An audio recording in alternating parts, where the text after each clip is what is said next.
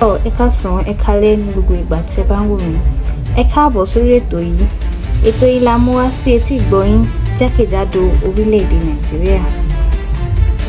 Ẹ farabalẹ̀ kẹ́ tẹ́tí kẹ́ bá wa wo àwọn fídíò yìí. Ẹ bá wa like ẹ share ẹ dẹ̀ subscribe sí channel wa. Ẹ kú ojú lọ́nà o.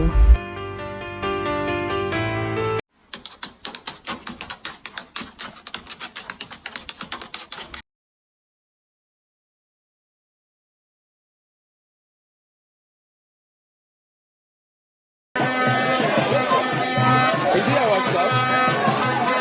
Outside there.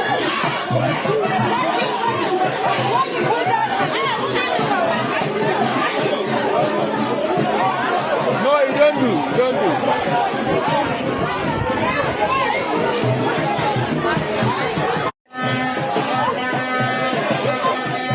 Is it our stuff?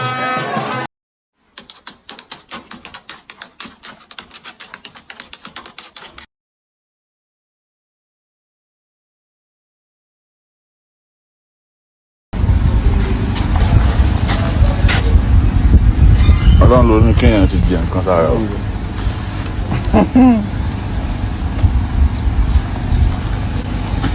Ṣé nǹkan kan wà lẹ́yìn mi? Gbogbo.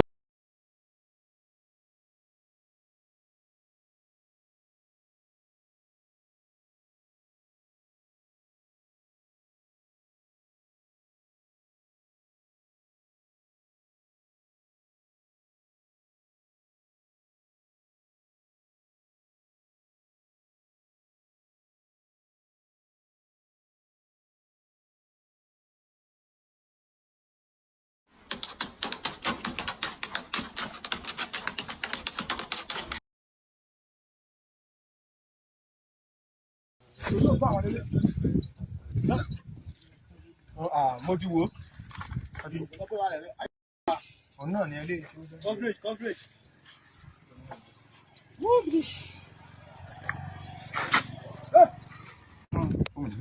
Wọ́n fọ́n ní ṣe ní sẹ́ẹ̀ ní kí ní sí. Elé ló sọ.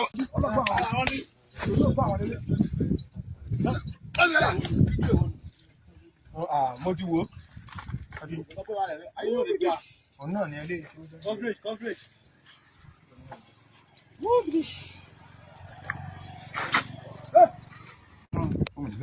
Wọ́n fọ́n ní ṣe ní sẹ́ẹ̀ ní kí ní sí.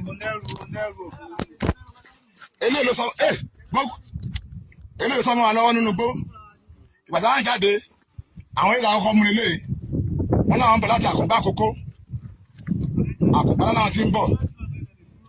Àkùngbá Àkókó ní Ondo State. Bàtà mú wọn ọ̀bẹ rà. Wẹ́dà ọ̀bẹ àti ògùn àti àmà. Honda. Ọ̀bẹ ẹ̀dà àtàwọn ọ̀pọ̀lọpọ̀ ògùn. Ọ̀bẹ ẹ̀dà ẹ̀kọ́ kalẹ̀ ẹ̀kọ́ kalẹ̀. Ọ̀bẹ ẹ̀dà. Oya dúró gbójú ẹ̀ kó. Ọ̀bẹ ẹ̀dà.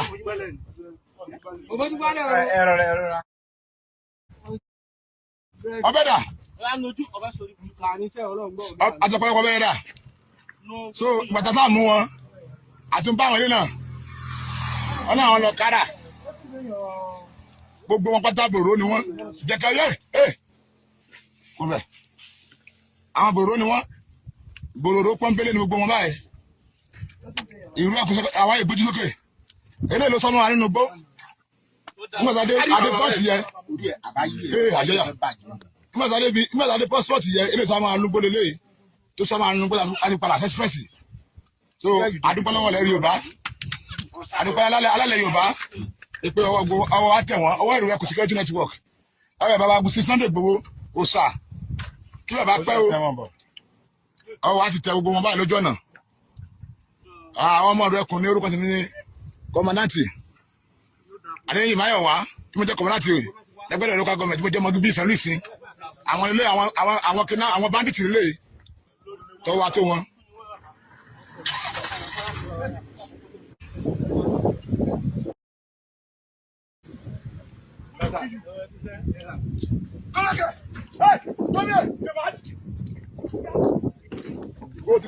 Go, you okay?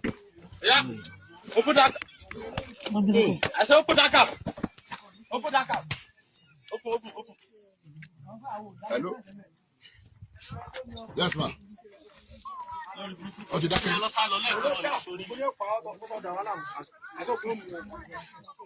What's the one? Ẹ bá àwọn ẹgbẹ́ fún kabalẹ̀.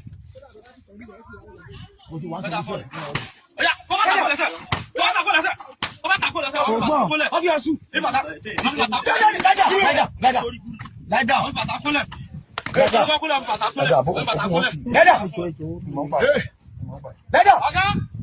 Irú ẹkùn security network is video call. Irú ẹkùn security network jẹ́ kí n máa rí ojú mi dáadáa. This is suspected kidnappers. Àwọn ilé náà ń bọ̀ láti àkọ́gbá àkọ́kọ́. Àwọn ilé báyìí lákòókò méjì náà láti àtàkùnbá àkọ́kọ́. Báyìí lọ́dún wọn ọ̀pọ̀lọpọ̀ ogun ẹ̀dá ẹ̀dá kó lọ́dún wọn. Táyọ̀ dúdú kọ́ màkà. Ogun ẹ̀dá. Ogun ẹ̀dá. Ogun ẹ̀dá. Ogun ẹ̀dá.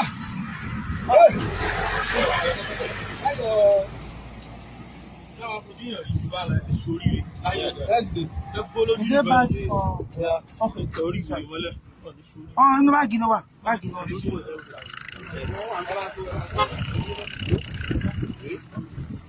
Ọmọdé àjẹyà o.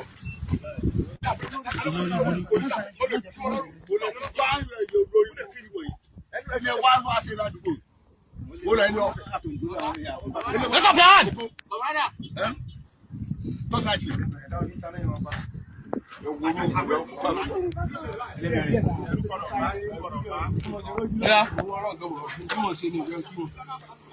Síbi ọ̀bẹ̀rẹ̀ o. Ẹ bá kó ogun síbẹ̀. Ẹ rí gbogbo ogun tó ń dè mọ́ olórí burúkú ogun tó ń. Àwọn ilé la mú ní tí alọ́nugbọ́n fún ọgbọ́n gẹ́nì kálápá lánàá. So àwọn ilé la mú ló gbó. Nígbà tí nínú gbó àbá olórí burúkú eléyìí pọ́jú yìí eléyìí ló yẹ kó wa nínú gbó ó dẹ̀ sámọ́ lọ́wọ́ ṣùgbọ́n bàtà ọlọ́run ṣe àmọ́ olórí ẹlẹ́wájú express máa ní sọlísìn náà gbókè ní ìpín ní ẹlẹ́yìn nílùú bàbá wa gangan ti mú àwọn eléyìí láwọn ń bọ̀ láti àkùngbá àkókò ọ̀pọ̀lọpọ̀ oògùn rẹ̀ ẹ̀kọ́ ẹ̀kọ́ àwọn síwájú àtọ̀bẹ́ ẹ̀kọ́ oògùn jáde àtọ̀pọ̀lọpọ̀ oògùn àtọ̀bẹ́ àti àmà làbẹ́láwọ̀ wọn so à ń bí fi àsìkò yí àwọn ọmọ ẹgbẹ́ bàbá ti gbọ́dọ̀ gbowó àfi ń bẹ ẹgbẹ́ bàbá lórí pé ọbẹ̀ ẹ̀kọ́ ìdẹ̀bí ọbẹ̀ wọn dà ọbẹ̀ ẹ̀kọ́ bọ̀ sí wọn lọ́jọ́ jù náà àwọn ẹgbẹ́ gbọ́dọ̀ wá pé níbo ni ká kó wọn lọ kọ́ síjọ́ ni àbí bóò ni olùfàsíkò béèrè lọ́wọ́ wọn àwọn lélẹ́yìí àwọn bòròró bandit eléyìí ló yìnbọn sí wa nínú gbọ́lẹ̀ kan olóyìn báyìí so ìbá kó wọn lọ kí à ń fi àsìkò ìrọ̀wà bá sí sọ́wọ́n ìgbòho kan sọ fún wa nínú ilé.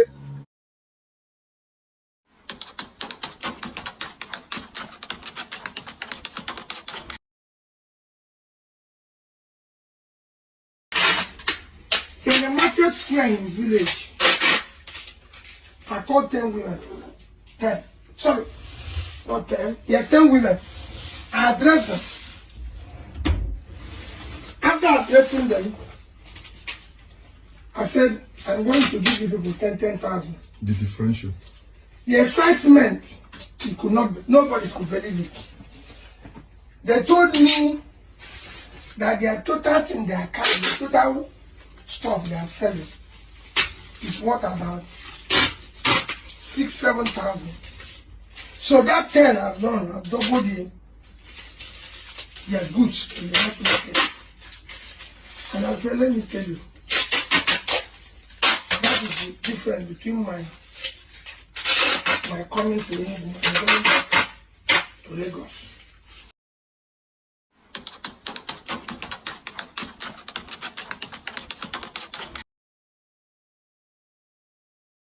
My name is Mr. Paul Namaski. I'm the Vice Principal of GDSS Lassa. Well done, sir. Today being 29th of June, we are admitted in our school. So when the terrorists taking us to the bush, and an aircraft was hovering over us. So as long as they heard the sound of the aircraft, they would just disperse and then disappear. Then along the line, we had a gunshot from the soldiers. So when we had the gunshot, so the terrorists were dispersed, and then we now begin to escape. And then the soldiers were able to rescue us from there. Like how many of you? Yeah, we are 2 teachers and then about 20-something students.